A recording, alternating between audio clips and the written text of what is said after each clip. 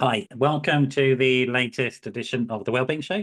I've got a great guest on who's joining us from all the way across the pond. I don't know how this stuff works, but suddenly we can have chats with people over in like California, eh? And they drop in. Are you in California? Is that right? Did I get that right? Or you're not, are you? Actually, no, I'm on the other side. I'm in You're on Maryland the now. east I side. have lived in, yeah. Somehow associated with the west coast. You're on the east coast. Whereabouts are you, Lily?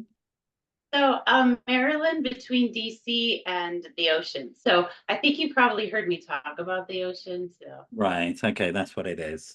But all the way from across the pond, as we say, by the miracle of whatever miracle we're using at the moment. Zoomy, is it that right? Yeah. Who knew about Zoom before the pandemic? I didn't. Like crazy, that, wasn't it? It's like yeah, because everything's in person, of what? course. What? Like, What? they had this thing called Skype. Video Exactly. chat of that. Exactly.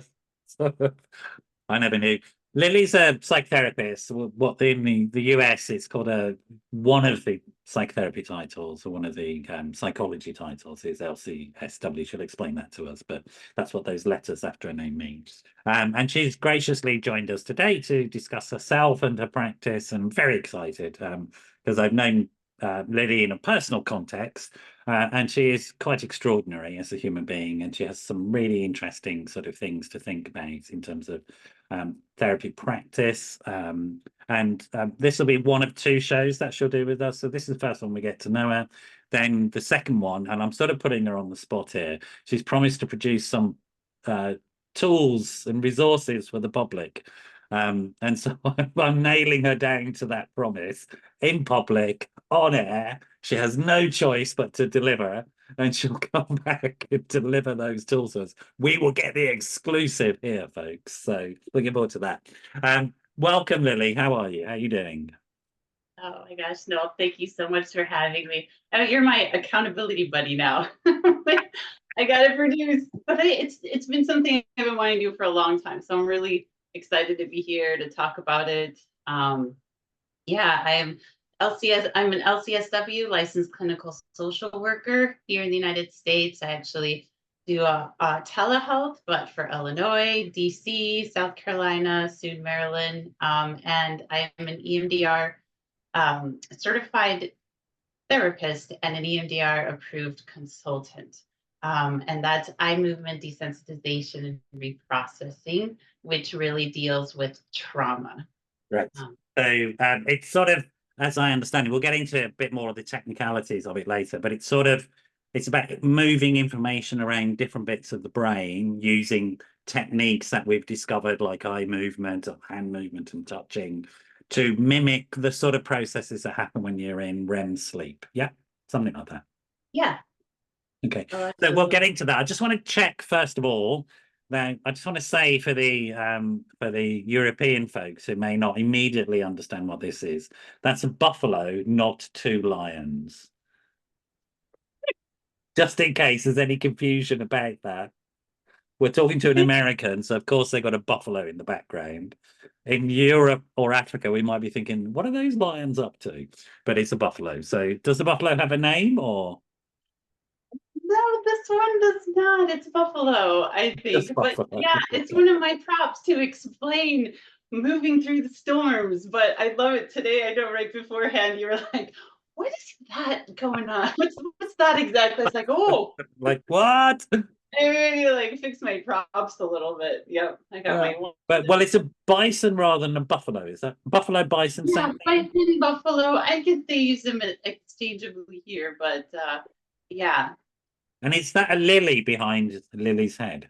You know what? Yes, I have a friend who took a picture of a lily in her pond, and I asked her if I could use that.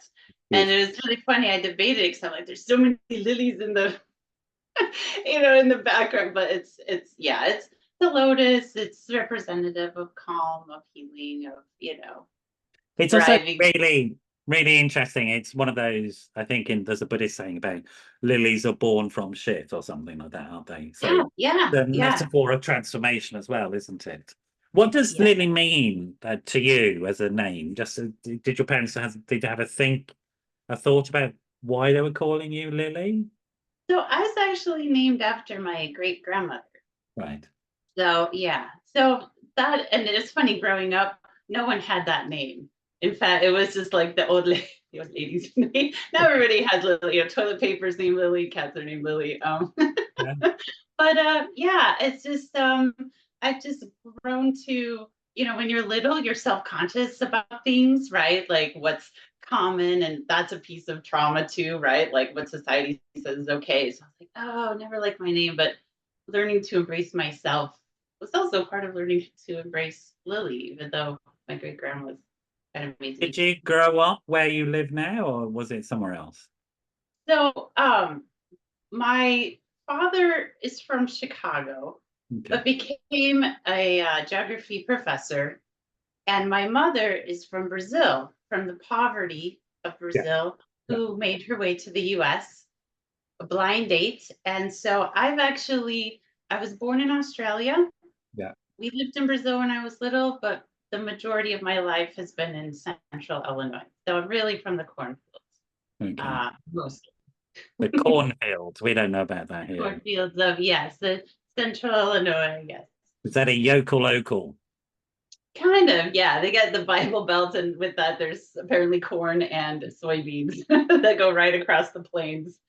Uh, And where did you live in Brazil? That's interesting. I've got a Brazilian connection myself. Where were you living in Brazil? yeah. So so from 2 to almost 7, I lived in Brasilia. Yeah. This is my family. Then we moved here, and then after high school, I went back to do exchange in the interior of São Paulo. Yeah. And So yeah, Brazil's an interesting country. I've been there, and it's a country of really stark contrasts. I mean, absolutely. And I remember I was in an apartment overlooking Copacabana Beach, um, which I'm sure you know, and walking along the beach once you're out of the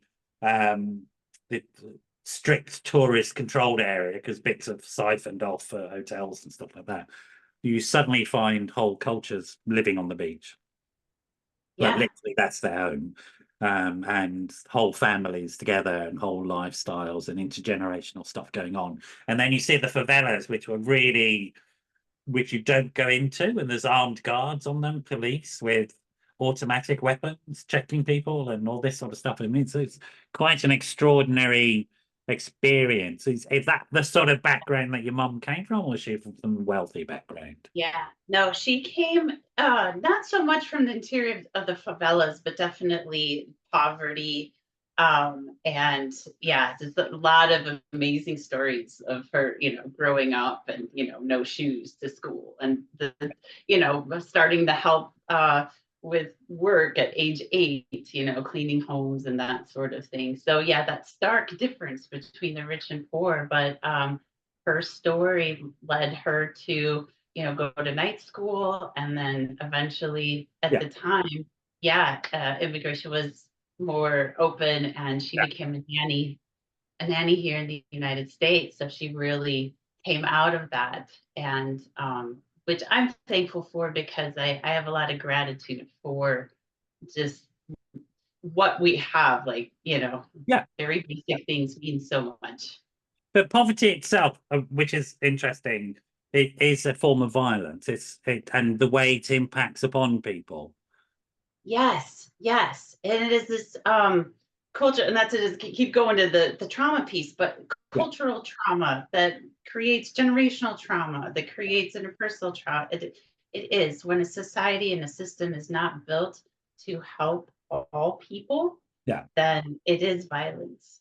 Absolutely, without a doubt. And the link between poverty and poor outcomes in life, health, psychological, employment, relational, is probably one of the most deeply researched links and the most well-proven links that exists. And the sort of behaviors and the sort of exposure to other sociological types of violence because of the need to steal, the need to use violence itself, criminality, the explosion of things like enforced prostitution, etc., etc.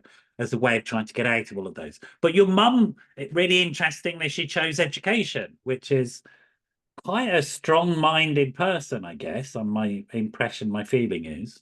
So, yes, but also my grandma was so present with her children. And Yeah, I think that's a huge piece that we forget, right? There's someone who can be raised in poverty and have zero support. It's another for a person to be raised in poverty and have the outlook, have a different perspective, have the love, not have so much the interpersonal trauma. Like her father was an abusive alcoholic, so there was that whole start, and so which made my grandmother more protective and encouraging. Like you got to go to school. Education was very celebrated, and so they were able to come out of that. But it says a lot about, I think this sort of deviating, but like politicians who are like, well, we were poor, we came up with the bootstraps. And I'd like to thank my mom or we need to have at least one positive adult, healthy, empathetic, safe person growing up to be able to get through. And that's it's not deviating. Like ACEs, adverse childhood experiences, again, are absolutely evidence-based. If children are exposed to adverse childhood experiences, they'll be carrying those without help. They'll be carrying those right through to their adulthood, and they'll be passing them on to their own children and all that sort of stuff. So it's not diversionary at all. I think it's absolutely is our domain to challenge social reality.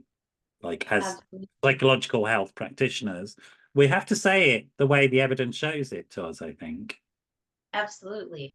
And I find it just, there is so much evidence to it. But once again, going into looking at the structures, what are we doing? How Yeah. are we, healing or not? And which is why I love the practice of EMDR, because it is directly healing trauma. And Yeah. that gets to shift how you see the world and behave, whether you're rich or poor or anywhere in between, whether you're any of the other subcultural categories that we have, right? Because it doesn't matter, you get to heal. And hopefully in places of those who have decision making abilities, the power, they can heal and maybe see the world and be more Yeah. helpful, and Yeah. those below can heal and just keep thriving. Yeah. And it's interesting as well, and you'll correct me on this one, but this sort of thing about the epigenetics of trauma and environment and how they become encoded, often particularly down the matrilineal line, sort of other things get encoded down the patrilineal line. But this sort of breakdown in families. There was a great family therapist wrote a book called Children of the Slums, which he redefined family therapy. I'm trying to remember his name, begins with M, but he was based in South America, and somebody will remind me or it'll come to me at some point. But looking at, we have a very a very simplistic view of families in the West and in wealthy countries, the nuclear family, which is not real. Very few people are brought up in it, but families within these poverty places become roles that are self-identified within the groups, as opposed to necessarily things that are about birth. And we're beginning to see that in our cultures around looking at other types of family structures that are emerging. But some of the work was done sort of in the early days of that. But often you will see in cultures where poverty and violence exist, you have almost two distinct gendered responses.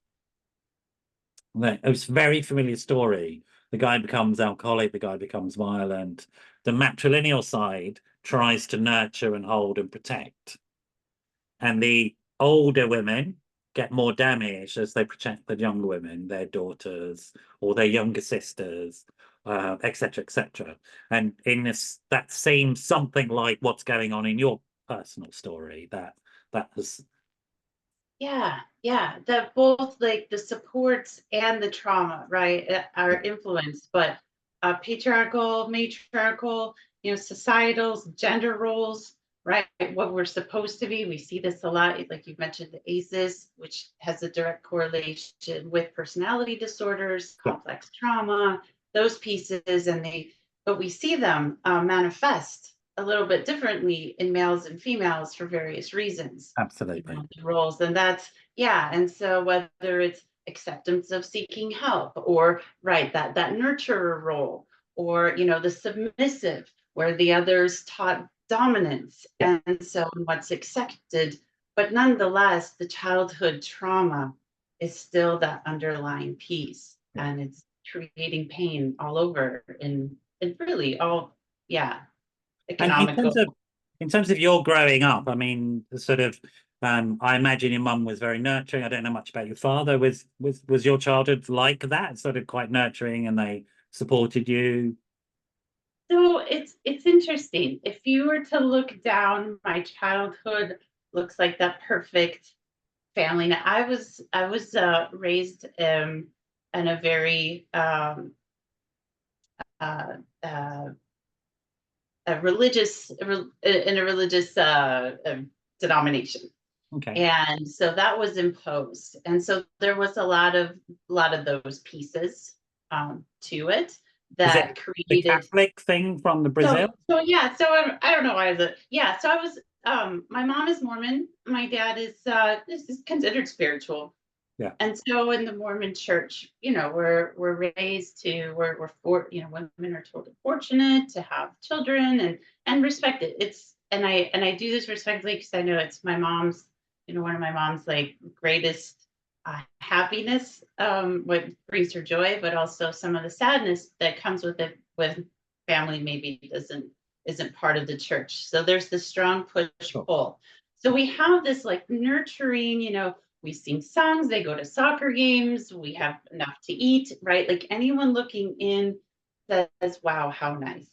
But the underlying structure, and actually, once again, going back to that trauma piece, like it doesn't have to be the big T trauma of abuse and these other really big things that you think of as horrible. These underlying pieces, the messages that we get, you're not good enough, or you're only good enough if you do this, and you got to be like that, and being they're both my dad's more of a workaholic, right? So it's just kind of doing that, and so different messages growing up, and I had to do my own work too. Like in my adulthood, I didn't realize at the time, like depression was actually the monster I knew in my teen years and growing up for a while until I discovered EMDR for myself, Yeah. which is one of the reasons why I went. But it's just interesting because from the outside, lovely, but the inside, yeah, like most families though, we're all carrying like being human, we carry trauma, right? And so it's discovering what that is and being able to heal from it. So the yes and no, that's a long answer. I No, no, think for it's not. It's not so long at all. So I'm just challenging your language. It was a very interesting answer. Um, just to let you know that the buffering on your broadband is sort of acting up a little bit, but don't worry about it. It doesn't. You don't need to do anything. Just to let you know. So you look a bit like a marionette at times, sort of a bit like one of those old 70s puppet films. But it's well, perfectly reasonable. we It's could put like creepy music in the background. don't tempt me. For dramatic effect, yeah. We'll rename you as Lily International Rescue. How about that? Thunder Lily is go. So off we go. And your dad, his background was Yeah, so very affluent white American yeah. suburbs, and yeah, this and a lovely family too. He decided to go into he loves travel and geography, and so became the professor. Okay, great. Yeah. I mean, what's interesting for me is because it sort of is an idyllic background, but I happen to know part of your personal story, which is you did go through a period of significant trouble, and it links into the piece about the research around inherited trauma and some of the responses to inherited trauma. So, if you draw a triangle, a diamond, I think it is, over nine generations of a family, within that diamond, if you can find the originating trauma, the person with the original trauma, you'll see a prevalence of certain types of things. which are responses to inherited trauma. And those, as again, you'll correct me because you're more skilled in this, you're more knowledgeable than this. But within that diamond over those intergenerational stages, you'll see a higher prevalence of mental health problems, substance misuse problems, etc., than other families that haven't had that. Is Yes. that correct? Yeah. Yeah, absolutely. So I know I like the how you put it, but we call it generational trauma, but you said inherited trauma. I find that interesting. Yeah, because we do. I mean, it is generational. It is inherited by, we've got the genetics, but the genetic switches are only lit if they, we're in the environments that will trigger them. And so, but given again repeated trauma over time, we've become in survival mode to deal with that, and now we're adults and parents in survival mode because we haven't healed, so we're now passing that along. Yeah, absolutely. And it's really interesting to understand these things, because I think in psychology these days, in psychotherapy these days, we're very clear that it's not a blame game, because there's all sorts of things are going on and that not even your parents knew about, because it could have been their parents that didn't tell them. But I guess my point is, it's to encourage people to talk to their kids about what actually happened to them in their life. Yes, yes. You give children resources if you tell them the truth, right? Yes, yes. Although the irony of it is oftentimes the trauma is the shame. That's right. Right. And so I can't talk to my child about we don't go there, right? We don't feel, we don't talk about past. And so how do we help parents work through that? As adults, how can we become curious and courageous to go in and maybe explore that? Yeah. And so you had quite a troubled period of time, I think, didn't you, during a certain phase, if you like, which we don't need to go into in great depth because it's not important, the details necessarily. But are you okay to just take us through that, give us some of the headlines? Yeah, no, absolutely. I think a lot of it does have to do with being, raised Mormon and kind of given a bubble, a perspective. Life looks like this. People are generally good. Everything is fine. And I deviated from that, and it's college, and I get to start experimenting and using, substances, and all of a sudden the world looked very scary. And I couldn't handle it. So I was actually homeless for a time, and I got in trouble with the law. But that was the moment where I remember where I was like, I'm having troubles with the world, and now I'm doing exactly the same thing. Like I can't, I am now part of the problem. And so from that point, it's like, I got to do something. And so just slowly, and so I actually went back to school for philosophy just to understand myself and reality. I'm like, what the heck is this life thing? I got to teach in Thailand English for a year, just really just saying, hey, I'm okay. And my sister invited me when I returned to the States. My sister invited me to be a residential counselor at one of the teen rehab centers in Bloomington, Chestnut Health Systems. And she's like, I think you'd really like this. And this is the residential counselor is the one who, participates in the activities, can lead groups, we go on outings and we hang out and talk. And it was so great, except these kids, they would come in, they're coming from, again, talk about, the environment and generational trauma, and they come from these places full of hurts. They come in here, they're ready to go, they're excited to go back, and they go back out, same places again. Trauma isn't healed. I didn't understand what that was. That to me just looked like a revolving door. And after a while, I just told her, I can't do this. This is so heartbreaking. These kids keep coming back. They want to be okay. Like, this is not working. So it's interesting. I'm going to get to your training in a second, because I know you want to get onto it. And of course you do, because it's amazing. Your story is extraordinary, Lily. And sort of, I'm very touched as a human being that you were that street urchin who was lost and having to do all sorts of things to survive, and look at you now. And I hope when you look at yourself, you're sort of damn proud of your journey. It's quite extraordinary. And it's also, it's really interesting for me as I'm listening to it, thinking you chose the route your mum chose to get out of her stuff, which was education. Yeah, Which yeah. is extraordinary, isn't it? Once again, though, speaking to that, what is impressed, right? The strengths that are also passed down. It's not just trauma that gets passed down, but those strengths. That's Yeah, right. I feel So so there's fortunate. so somehow you were imprinted with the capacity to survive, and you did survive, and you used your strengths, which is a really important message for people to hear. That when we focus on the strengths, we then begin to build upon a really good foundation. Absolutely, absolutely. So you're with these kids and we're thinking, I don't have the skills for this. I don't really understand this. I don't know if I can actually help, and I want to help. Yeah, something like that is going on. Yeah, yeah. So I actually was invited, I stepped down, but because they were researching a methodology to help substance use, I was trained to train clinicians in Brazil. So kind of full circle back to Brazil. So I What? actually was a trainer and consultant.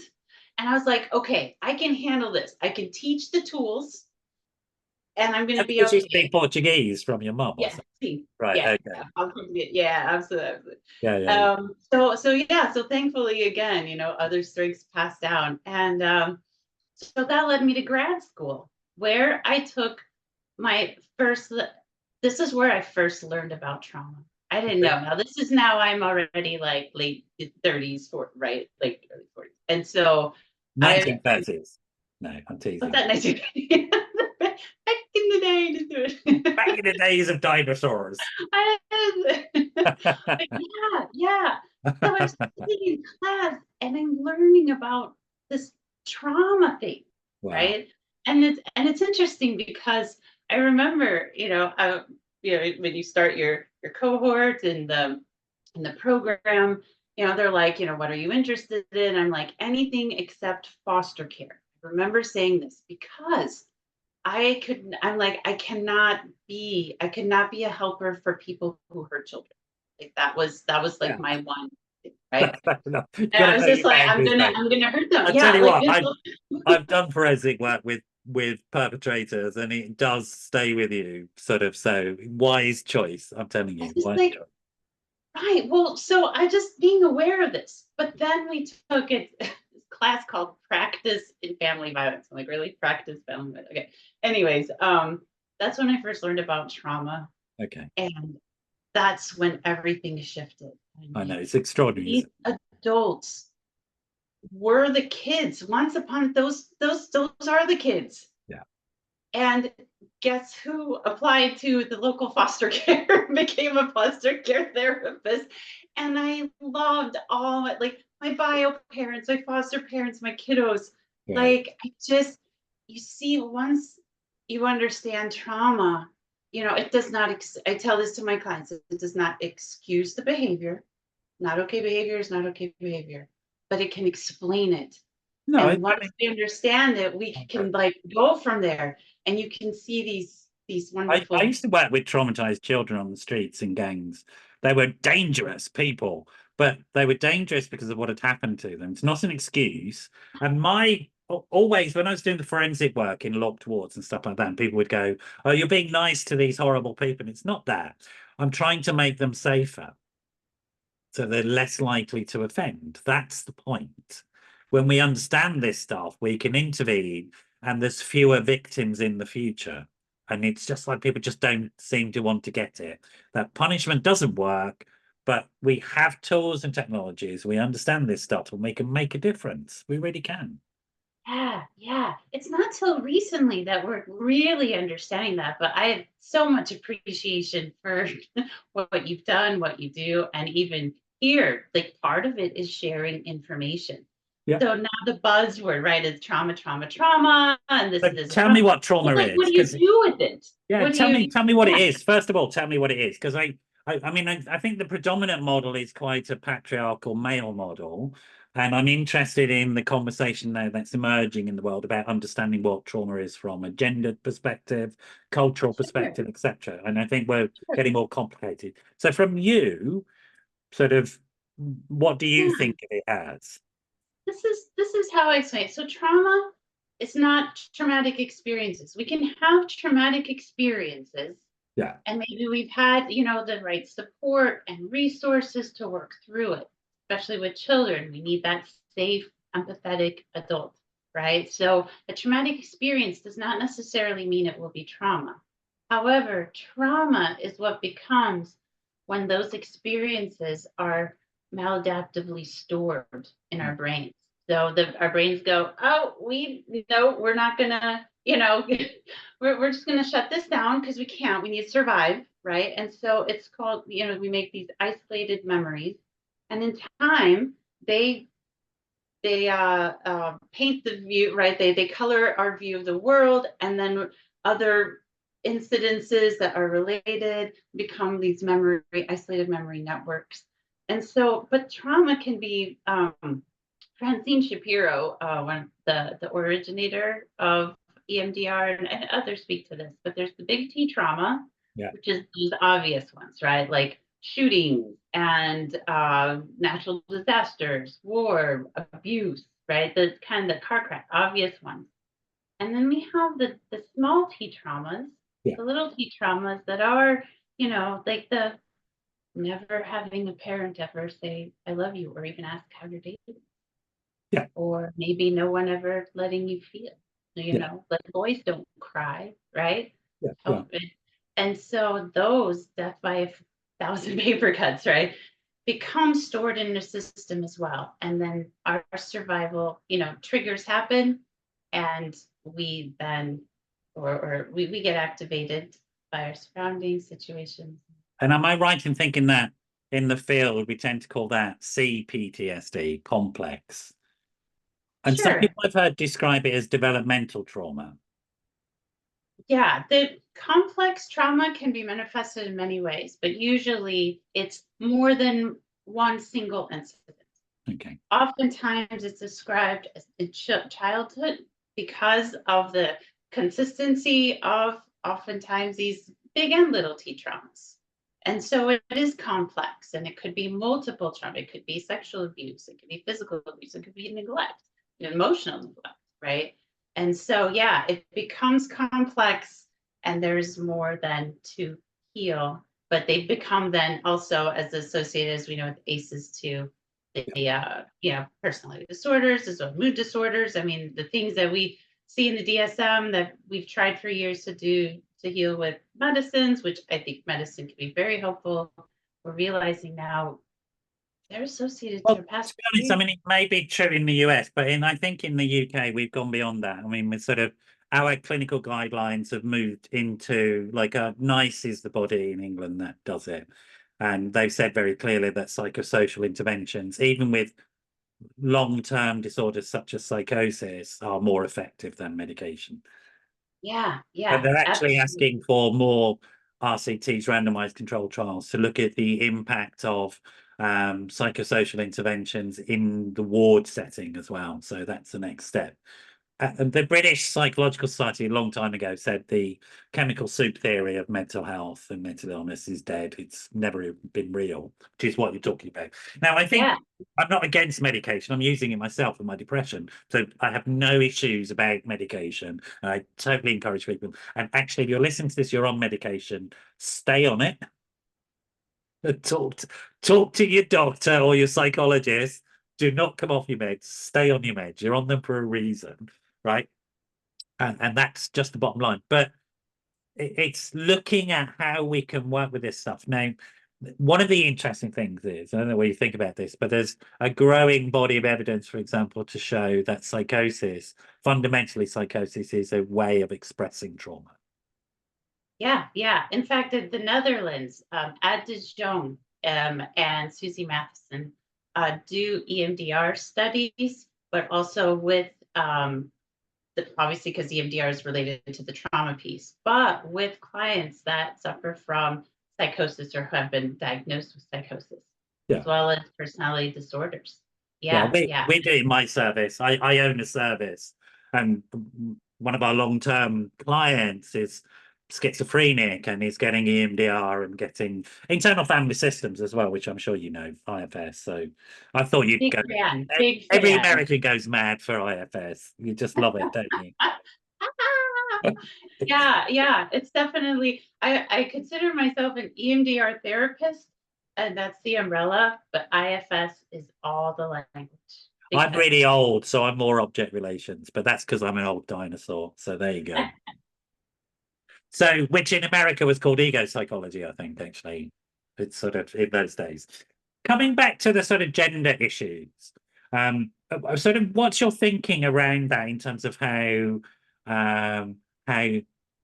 these issues may manifest differently between men and women as a gendered experience within, and we're thinking about that. I'm not going to get into debate about body or sex or anything. I'm talking about how society programs us from the way society perceives us as either male or female, right?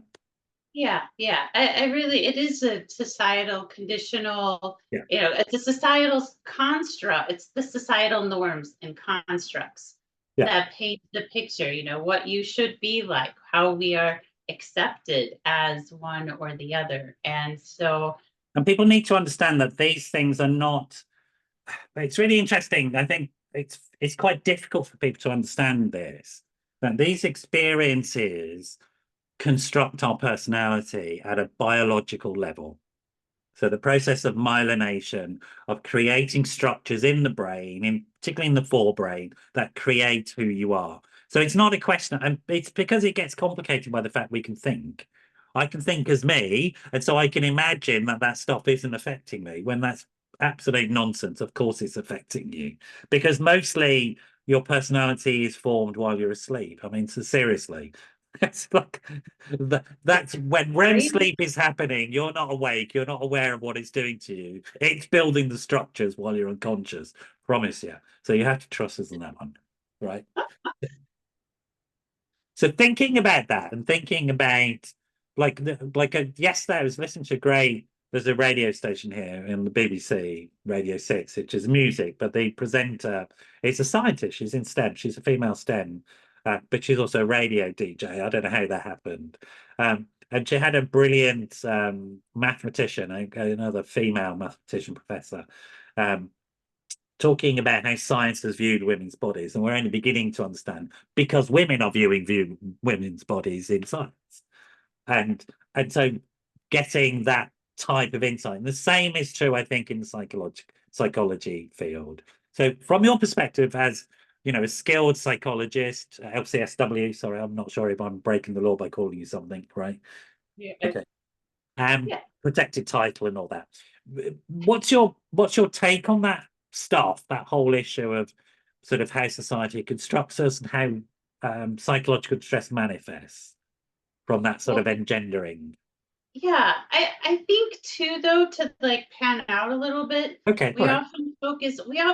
often focus, and let me know if this isn't the right thread that you're asking, because we hear a lot of the diagnosis, right? So we mental health diagnosis, personality, borderline personality. We've got the antisocial personality, we have the narcissist, we have like depression, we have and we see different genders, right? Like coming in for help. So this is information that is documented, right, for depression, and then we have more aggression and or substance abuse, So, and yeah, and I think as you're saying, ultimately, um, looking at it before as okay, this is the criteria. You can see the correlations. I think we talked about that as far as like the woman being submissive, to get her needs met, the yes, male to be dominant to get his needs met, and these things, especially developmentally, like early on, the messages early on, right? And so we're reacting in these states. And so, for example, like our brains, right, develop from the bottom up, the inside out. And yeah, so we have like the midbrain, and in those first 4 years of life, 90% of the adult brain is developed by the 4th, 5th year of life, right? right. And so, and we're learning about the safety of the world, right? Our fight, flight, freeze is here. And when we have states where we're not in survival mode, that's what we can access, right? Like oh, and I'm a thinking being, and therefore I should just think my way out of it. But what happens is we have these traumatic events, childhood or otherwise, when we get hijacked, right? It's that moment where you just that fight, flight, or freeze. We can't access this part. Yeah. And so what happens is we act out as we would if the hurts were in childhood. We act out as they would be. And so, but early on, right? Like boys wear blue, girls wear pink. Like we are so conditioned early on to behave certain ways.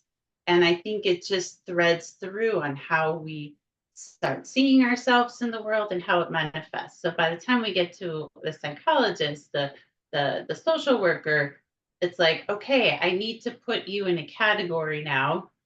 You know, that your criteria fits borderline, you're over here. Your criteria fits narcissist over here. And that's where we start seeing the differences when in reality, we're all being hit by trauma.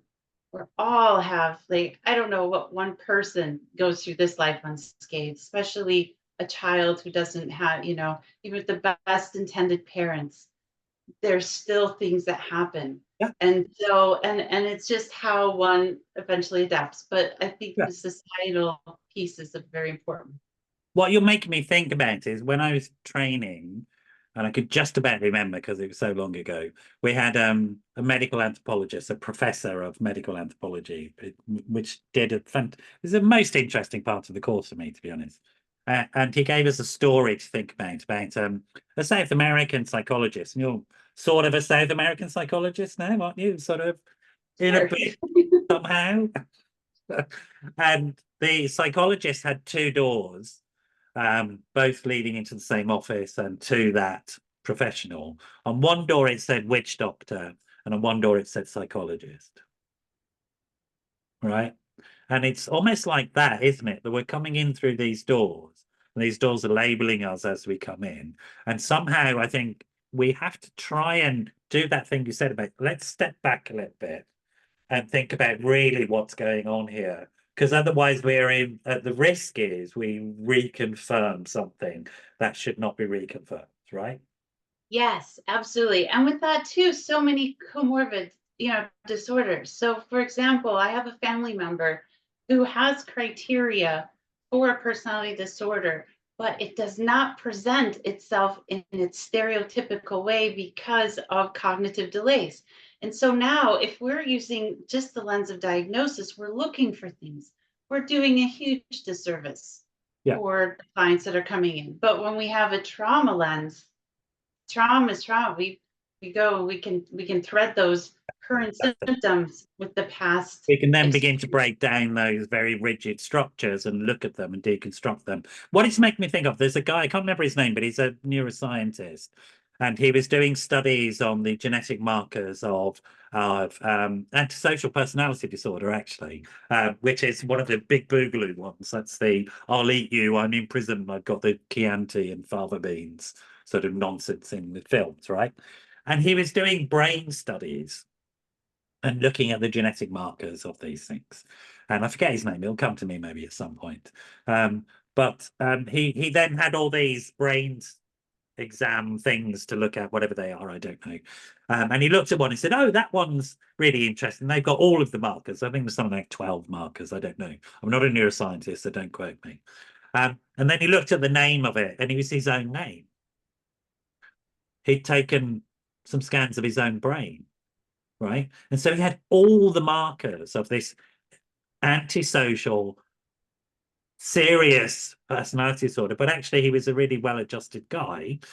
The difference was he had a very stable, loving, supportive childhood that had not triggered those epigenetic switches. And it's really interesting piece of work. And we know that. Also, the thing, and we're going to have to finish in a second, and then, because I want to get you on to talking about I want you to formally promise these products and bring them back to us. I'm going to nail you down for that as your accountability partner. But the interesting thing for me about something like EMDR and other psychotherapies and other psychosocial interventions, modern ones, is that because of this understanding of the ongoing development and capacity of the brain to change, no matter what, it seems to me, we're beginning to unlock some of those secrets, and we can actually be very sort of very confident in our ability to give people support, specialist support. That means that they can grow away from whatever these things are and develop a new personality, if you like, that is healthier and wealthier for them. Is that right? Would I be fair in saying that? Yeah. Yeah, absolutely. In fact, EMDR specifically has as much, I think CBT for a while, cognitive behavioral therapy, right, had some of the most researched information out there. EMDR is now up there as well, showing exactly what you're talking about. There is a physiological change that happens in the brain. It's neuroconnections. Yeah. And so what once, was stored incorrectly, if you will, right? Now you open it up, and I don't know how much time I have to talk about this, but the premise of EMDR is, some of the premises is the adaptive information process. Yeah. So one, our bodies are made towards healing, right? We cut ourselves, clean it up, or get a splinter, and we let it go, and our bodies do the work, right? We have a stressful day, we sleep, and our eyes are clean, we wake up more refreshed, great. But then, and also the past informs the present. So we know that our brains say, oh, warning for this, or go towards this, right? Because of our experiences. And then the negative experiences that get stored, though, is where we have our issues, right? And where we see like the mental health, symptoms. But EMDR, what it does is it opens up, it accelerates. So it opens up the target memory, and chat on that one a little bit later. But basically, going back to what you were saying, the neuroconnections, you open up the memory in a physical, an emotional, and cognitive level, because that is where memory is not just stored up here. It's stored in the body, right? The body keeps it stored. So we open it up, and it begins to heal and make connections and come back to, which is the fifth premise of the integration of trauma memories into the adaptive information system. And so what used to be anxiety 24/7 all the time, it's just calm, because it's connected healthily. It's not your fault. You're lovable. You're safe. Whatever that might be that was alien before, the messages that you got, the way it was stored, you no longer have to own what doesn't work. Yeah. And what people don't understand, I don't think, is because it's still, I think, a common currency to think that therapy is going and talking to somebody and talking endlessly about what had happened in the past. But like EMDR, like a lot of modern psychological techniques, is very much in the here and now, going to give you tools and resources, and you're going to get changes happening, right? Yes. I am working I'm working myself out of a job. I mean, unfortunately, the need is great, but I have this conversation early on with my clients, incoming clients. I say, hey, this is what this looks like, and it's for change. Yeah. And one day you're going to feel the change, and it'll be time. Yeah, absolutely. Absolutely. Yeah. I mean, there's a lot to talk about, but we do need to finish there. Before you go, how do people get hold of you? Have you got a website? Have you got social media? Right. Yes. So my website is lilyanderson.org. Yeah. I have a Facebook page that has videos. Actually, there was a nonprofit I was part of. We made videos about all things therapy, and there's a couple clips on EMDR there. So Lily Anderson LLC on Facebook, and then LinkedIn as well. And soon, my accountability partner. We will have that in a second, but just say to folk, when you see this video, we'll have links underneath the video. So just click on them and follow Lily and get hold of her, etc. So that's fine.